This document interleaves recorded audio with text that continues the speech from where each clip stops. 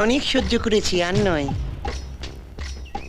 Advocate Satyabrata রায় খুন হলো, সে খুনের সাক্ষী একটা দুধের শিশু, সেও খুন হলো।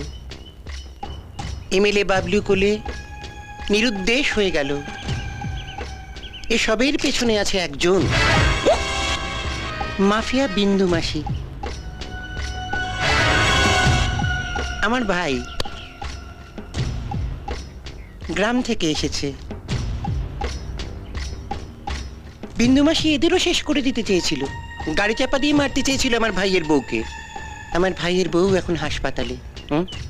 আপনি তো মাফিয়াদের পুষে রেখেছেন। আরে মুরারে, লোকে কুকুর পোষে, বিড়াল পোষে, মাফিয়া পোষি না। আমি মাফিয়ারা শেষ করতে চাই।